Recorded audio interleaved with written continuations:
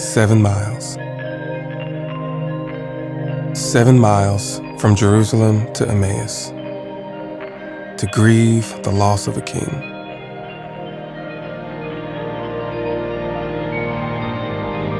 Seven miles, walking with a stranger who seems to know nothing and everything. 7 miles, filled with mystery and hope and revelation. 7 miles from Jerusalem to Emmaus. 7 miles.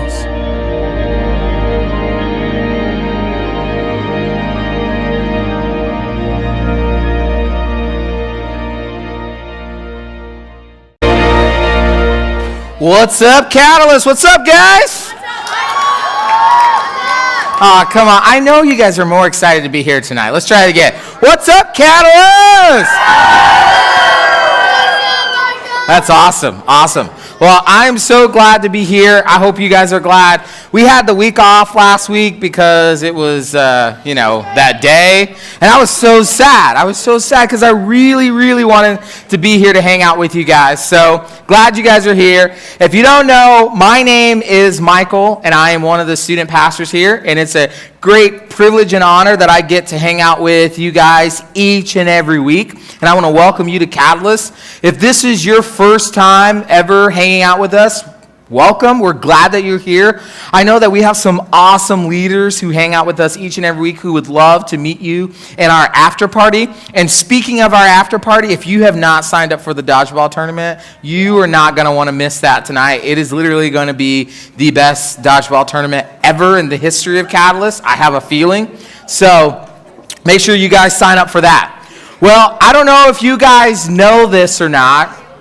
I don't know if you guys know this, but last week we literally came off probably the biggest day in the history of our Christian faith. A lot of people who believe in Jesus refer to this as like the Super Bowl of Christianity. Some would say that this is even bigger than the day that Jesus was born, which we celebrate on Christmas.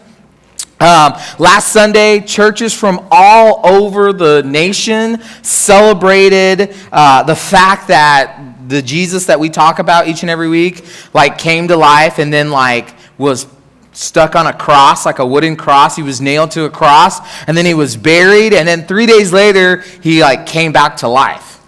Now, for some of you, you know that, and that's something that you have looked forward to every day for your whole life since you became a Christian.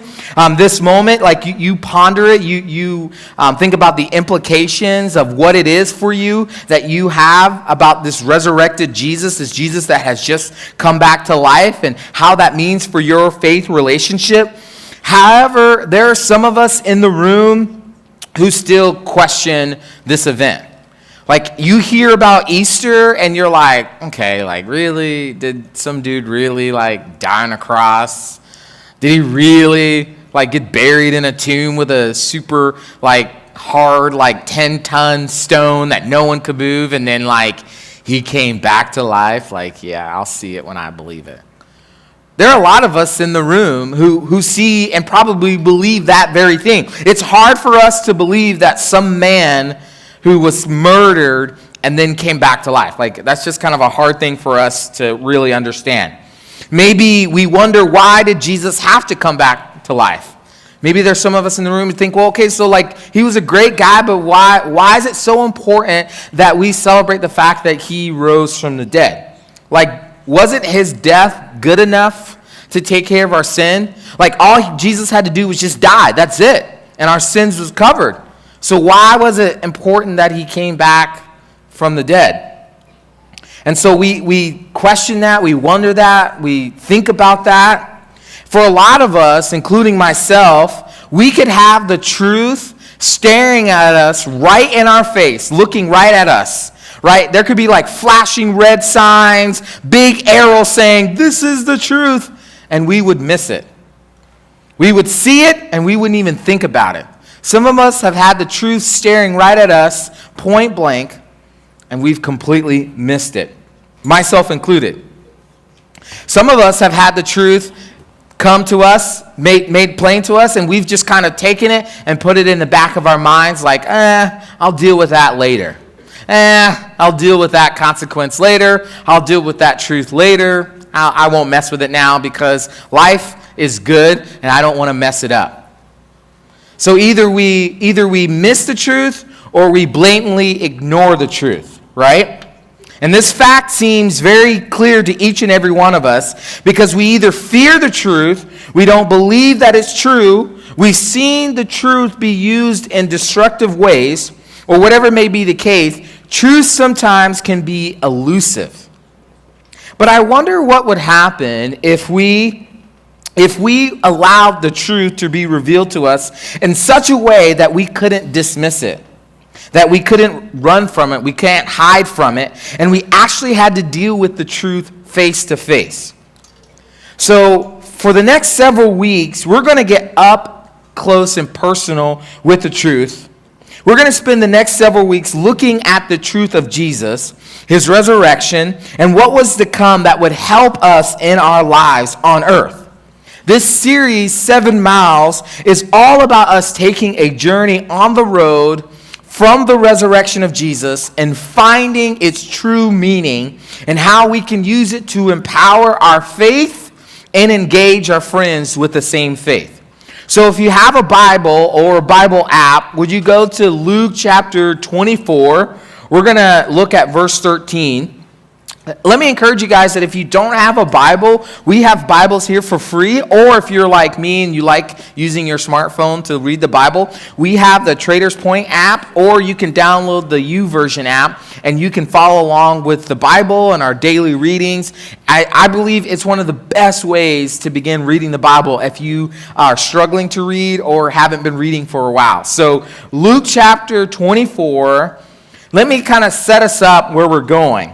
Before we arrive to the moment that we're about to read about, let me kind of give you a little bit of background of what just happened. Jesus, days earlier, had endured the pain of the cross and was buried in a tomb for 3 days. So he was chilling in a tomb, he was dead, his body was smelling and all that kind of stuff, right? And there were a couple of ladies who had been followers of Jesus. They showed up to the tomb to pay their respects. And when they get to the tomb, the big stone that was sealing the tomb had been rolled to the side. So can you imagine if somebody you liked a lot, you showed up to their grave site to pay your respects, and the grave had been dug up and the casket's wide open? You'd be you probably pass out. You probably call the police. You probably run. That's what I would do. I'd run really fast and not tell anybody because somebody just came back from the dead and I ain't trying to have no parts of that, okay? It's kind of scary. So these ladies, they show up and the tomb is open. And when they look in the tomb, Jesus is not there. Now, so you have those two factors, right? Throw on the top that while they're standing there in this empty tomb with no Jesus, an angel appears. Out of nowhere, whoo, and they're woo, right? They probably said some bad words oh, beep, beep, right? And the angel's don't you curse. Nah, the angel's hey, Jesus ain't here anymore, because the angel was ghetto. So the angel's Jesus ain't here anymore, right? And they're say what? And the angel's he ain't here. He done rose from the dead, right? And they're wait, are you serious? And so then they go back, they get on their Instagram, they get on Snapchat, they're telling everybody, oh my gosh, they got their phone out, they're Jesus came back, everybody, right? And so they're hashtag raise from the dead, hashtag yellow, hashtag psych, hashtag April Fools, right? All those great things. And so then the other disciples hear about it. They go telling the other disciples, hey, we went to the tomb to see Jesus' body. I don't know why we went to see his body, but went to see his body, and he wasn't there. And they're whatever, you drunk, you've been smoking that stuff, whatever you guys do, right? Too much. Stay away from it. Stay away from the medicine, all that, whatever you're doing. And they're no, seriously, Jesus came back from the dead. And so then where we're going to pick up in the story is two of those followers, they didn't fully believe it. And so we're going to pick up their story, okay? They're on this journey, and that's where we're going to pick up. So Luke chapter 24, it'll be on the screen starting at verse 13. It says, that same day, two of Jesus' followers were walking to the village of Emmaus. Now look at the highlighted words. 7 miles from. 7 miles from. That's why I don't want you to really pay attention to the 7 miles. I want you to pay attention to the word from, because that's going to be a big deal. So 7 miles from Jerusalem, as they walked along, they were talking about everything that had happened. As they talked and discussed these things, Jesus himself suddenly came and began walking with them. But God kept them from recognizing him. He asked them, what are you discussing so intently as you walk along? They stopped short, sadness written across their faces. Then one of them, Cleopas, replied, you must be the only person in Jerusalem who hasn't heard about all the things that have happened in these last few days. What things? Jesus asked. Okay, so we got these two guys who had been followers of Jesus during his time before he had to go to the cross. And now after Jesus' death, we find them on the way to this village called Emmaus. Okay? We find them on the way to this village. So Jesus appears, like pops out of nowhere and shows them, okay? Now I want to point out just a small thing.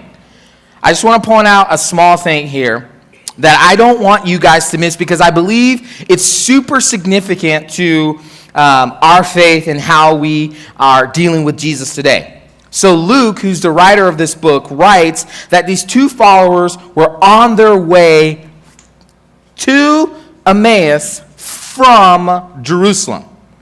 Now, I don't want you to get anything wrong. There's nothing wrong with the village of Emmaus. It's perfectly fine. So then you would say, well, Michael, why is this something we should pay attention to? Well, let's consider the previous events for a second. For the last several years, these men, including our friend Cleopas, we're going to refer to him as good old Cleo, okay? That's our guy, Cleo. Cleo and the disciples had been following along with Jesus for the last 3 or so years, watching Jesus do some crazy things. Now, some of those things were like, one point, they had like a couple of loaves of bread, a couple of fish, and there was like 5,000 people like chilling and hanging around like, hey, Jesus, we hungry, man. We heard that you could like turn this into like 5 guys or something. And so Jesus was like, all right. So he takes the fish and the loaves and he like holds them up like, dear God, thank you so much. And then like there's like thousands of fish and bread and everybody eats. It was like a free-for-all, right? So they had seen Jesus do that. They had also seen Jesus heal people who were blind. They had also seen Jesus heal people who couldn't hear, people who couldn't walk. And a couple of times there was a little girl. There was also Jesus' cousin Lazarus that he brought him back from the dead. Okay? So they had witnessed Jesus do all of these things. All of these things. Okay? And at the culmination of this all, their leader and the person that was most responsible for this movement and this uprising was taken into custody, was beaten, was tried and convicted, and then sentenced to death, nailed to a wooden cross, and then was buried in a tomb. And that was supposed to be the end of the story. So for them, they're like, this is it. Guys, listen up. They're like, that's it. This is the end of the story.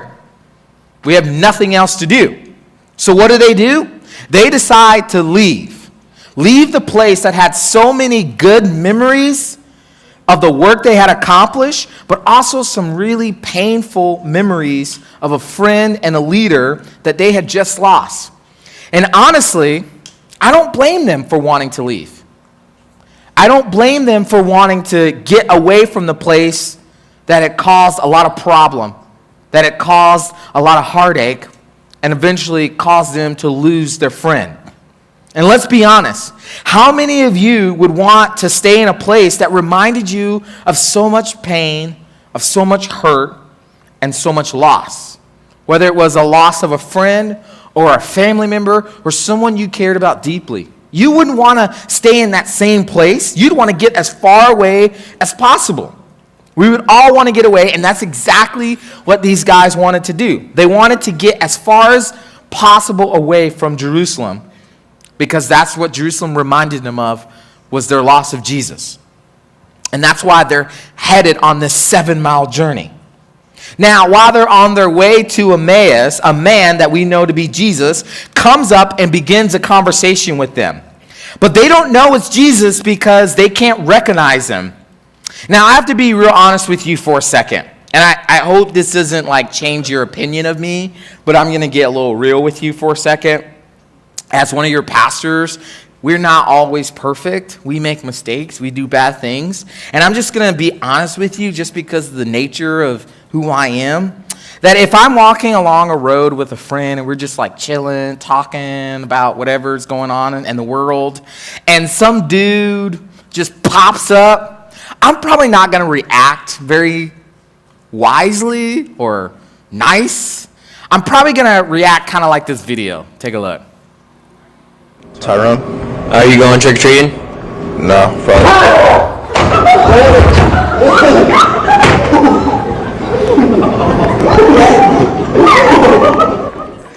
I'm just saying, right?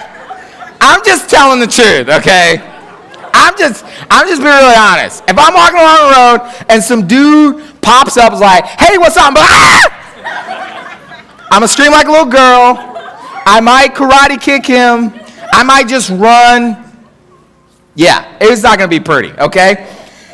So you laugh, but if you're all being honest, if somebody popped up and like scared you, you're probably going to react somewhat similar. You're going to get scared. You're going to scream. You're not going to react. But Jesus pops up, and they don't recognize him. They just think it's normal. Like normal, random people just pop up all the time in their lives, apparently. And he's like, hey, what's this conversation you're having, right? And it's interesting that they don't recognize Jesus. It's like, how can you not recognize Jesus? Like literally, if I was walking along a road and some dude popped up and it looked like Jesus, I'd be like, oh, hey, it's Jesus. That'd be like me walking along a road or walking somewhere or being in a store and like Drake walking up to me and was like, yeah, what's up? And I was like, oh, what's up? And he's like, God's plan, right? And I'm like, oh man, it's Drake. What's up, Drake? Like, what? I'd go crazy. But they didn't recognize Jesus, and that's messed up. And you're like, well, Michael, like God kept them from recognizing Jesus, so stop giving them a hard time. Well, yes, God kept them from recognizing Jesus, but I think it goes a little bit deeper than that. I think it goes a little bit deeper. It wasn't the fact that they didn't recognize Jesus at that moment. It was that they hadn't recognized Jesus their entire time of following Jesus. As I've always said and believe, when it comes to the scriptures, when it comes to the Bible, you can't just always read it for what it says on the surface. You can't just look at it and read it and think, oh, that's it. That's what that means. God always has something more beneath the surface of his text. These guys didn't realize who Jesus was, not because God had kept their identity from them that day. They didn't realize because they had never figured out from the beginning who Jesus was. To them, Jesus was always this guy that was going to heal their physical needs, heal their physical things. You see, at the time, the God's people had been screaming and clamoring for a king to come and rescue them and save them from the oppression that the Roman government had been oppressing them for. And before the Roman government, it was the Babylonians. Before that, it was the others. It was so many people. And so they had been screaming for the last 400 years for God to come save them. And so these guys, these followers of Jesus, they thought Jesus was the one, that Jesus was going to be the Messiah of their physical needs, okay? But what they missed, and what you and I miss all the time, is that not only is Jesus saving us from our physical needs, he's also trying to save us from our spiritual needs. He's also trying to save us for our spiritual needs as well. And for every one of us, at one point or another, we've viewed Jesus in the same light. If we have a relationship with Jesus, some of us have seen Jesus like a genie in a bottle kind of deal. Like we're like, okay, let me get my Bible out. Oh, I need that good grade this week. Jesus, give me an A, right? Or like, man, it's Christmas time or birthday time, or like we're getting ready to go to the Apple store for something, and we're like, oh man, I've been staring at that watch, that new iPhone X, that iHome, that brand new car, whatever it may be, those new clothes from wherever, Gucci. Sorry, I forgot I'm not in California anymore. That's what a lot of our students back there shopped at Gucci. But I digress. So, whatever it may be, we treat Jesus like a genie in the bottle. We treat Jesus like all we have to do is say the right thing, rub the Bible the right way. Sometimes we'll pull the Bible out. Sometimes we'll pull that Bible out and we'll look at that Bible and we're like, all right, Bible. You and me, Bible, right? Let me talk to you real quick. I'm serious. You think I'm joking, but sometimes we treat Jesus like he's a piece of meat. Like we look at Jesus like, all right, Jesus, we about to have a good old time today. You're going to make this happen, right? And see, here's the deal, is that we treat Jesus, we want Jesus so much for our physical needs. Jesus, heal me from this, heal me from that. Jesus, make this happen. That when it doesn't happen, it changes our view of Jesus. It distorts our view, and it keeps us from recognizing him all the more. Look at it from this perspective. When our view of who Jesus is distorted in a way that we think he only meets our physical needs, anything that happens to us that's opposite of what we wanted pushes us further and further away from Jesus. How many of you have prayed for healing from sickness for maybe you or a family member only to see that person or yourself not get healed? Let me ask you, what did that do for your faith? How many of you have asked God to help him? How many of you have asked God to keep from a secret being revealed about you? That maybe you've done something wrong, said something wrong, shouldn't have been a place where you shouldn't have been, and it got revealed. What did that do for your faith? Or what about, what if you've been praying for that special girl or that special guy, or maybe those grades, or maybe you've been praying for your parents to not get divorced. Maybe you've been praying for you to find a family or something like that, and it didn't happen. What did that do for your faith? You see, I can't tell you how many times in my own faith and subsequently my faith journey has ended up going the wrong direction because of my inability to recognize who Jesus was and what that really meant for me. For those of us in the room tonight who would say that they're in the same boat, you have this view of Jesus that has been unhealthy for your journey, your faith story, and you know it to be so, but you don't know how to change it. Well, I want to tell you that you're not out of luck tonight, that the journey doesn't end like the disciples thought. It doesn't just end at the grave. There's more to the story. You realize that when Luke writes that there's a 7 miles between Jerusalem and Emmaus, 7 is a number in the Bible that means perfect. It means completion.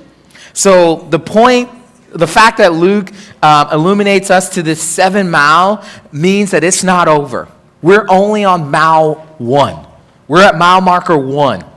And for a lot of us in this room tonight, that's where we are in our faith. We're at mile marker 1, and we're ready to just jump off the interstate. We're ready to jump off the journey. I want to plead with you tonight. Do not jump. Do not jump. Just hold on.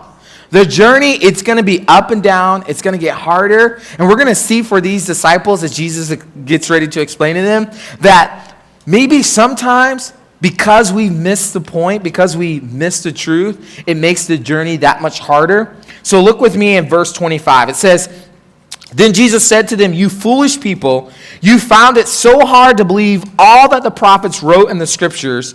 Wasn't it clearly predicted that the Messiah would have to suffer all these things before entering his glory?" Then Jesus took them through the writings of Moses and all the prophets, explaining from all the scriptures the things that are concerning himself. By the time they were nearing Emmaus, and at the end of their journey, Jesus acted as if he was going on. But they begged him, "Stay the night with us," since it was getting late. So he went home with them, and as they sat down to eat, he took the bread and blessed it. Then he broke it and gave it to them. Suddenly their eyes were open, and they recognized him at that moment. And at that moment, he disappeared. So Jesus was like, wait, how can you guys miss this? These guys had completely misunderstood the purpose of Jesus and what he really had come to earth to do. They had gone so far from the actual truth of Jesus that they missed all the signs and sayings that were right in front of them to see the true purpose of what Jesus was supposed to do with his time on earth. But did you catch what Jesus does there? Did you see the big moment for them? Jesus doesn't just call them fools and leave them where he found them. No, Jesus begins to walk them through the truth. Jesus basically explains everything from the beginning to now, because he doesn't want them to miss their moment. And Jesus doesn't want you to miss your moment. He doesn't want you to jump off the journey at mile marker 1. He wants you to stay on it. Jesus doesn't want to leave them going the wrong way with the wrong understanding of who he was and what it meant to them. And this leads me to understand is that when you recognize the truth, it will lead you from darkness to light. When you recognize the truth, when you see the truth for what it really means for you, it will move you and lead you from the darkness of not knowing and not seeing to the light of knowing, seeing, and understanding. Here's what I mean. These guys were going the wrong way with the wrong understanding of Jesus. And during the journey to Emmaus, these guys had they were living their whole lives based on misinformation, which was leading them the wrong direction. They were running from their pain. They were running from their problems. They were running to something they thought was far better. The further they got, the darker it was for them. The further they got, the darker their hearts became, the darker their minds became. Now, insert Jesus on the 7-mile journey, and things get turned around pretty quickly. Jesus corrects their misunderstanding, their misinformation, and boom, the light comes on, and they see Jesus for who he is. So as I close, I know that for a lot of us tonight, we've been on a journey in the wrong direction. We've been living with a misunderstanding of Jesus. And maybe you thought he was just a good person and that was it. Or maybe you thought he was a good person and followed the rules. Maybe you think, well, I can just be a good person and do all the good things and not really do anything bad and follow the rules. And I don't need to follow Jesus. Because Jesus seems like a good person, and he'll just take me just as I am. Maybe you're here tonight and you thought the whole story was a fluke and you seriously doubted any of it. You didn't believe it was true. You don't think it's possible. You think it's just a good story. Whatever the case, you've been going in the wrong direction. You've been headed to Emmaus when you need to be headed to Jerusalem. You've been headed to the darkness when Jesus has been trying to pull you to the light and lead you back on a different 7-mile journey, on a different journey of completion, on a different journey of perfection. And we won't be completed or perfected at mile 1. We're going to make mistakes. We're going to jump on and we're going to fail. We're going to sin. We're going to do things that are wrong. We're going to wish. We're going to regret. We're going to have shame and guilt. But the beauty And the fact of the matter is that before our journey, Jesus went to the cross to take on all of that shame, to take on all of that guilt, to take on all your mistakes, everything that you've done wrong, all of that. And he doesn't ask anything of you. He doesn't want your money. He doesn't need you to complete a checklist. He doesn't need you to be perfect. Actually, Jesus wants to take you just as you are right now. All of your imperfections, Jesus wants them. All of your guilt, all the bad mistakes you've made, the wrong decision, Jesus wants those. All the shame that you're holding on to because maybe you went too far or you did too little, Jesus wants to take that. He wants to own that. Maybe you find yourself going in the wrong direction tonight. Your path, no matter how much you try, seems to get darker and darker. You're chasing after information that doesn't add up. You're chasing after something or someone you think will help you be the person you want to be. All the while moving further and further away from recognizing the truth. And this is where we find these guys tonight. They're headed to Emmaus when they should be headed to Jerusalem. And if they could be there, so can we. So can you and I. But I want you to know that Jesus doesn't leave them where he found them. Jesus calls them to a better way and a better journey. And he's doing the same for you tonight. Jesus is calling you to the light. He's calling you to the right path, the path back to Jerusalem. Now, don't get me wrong, it's not going to be easy.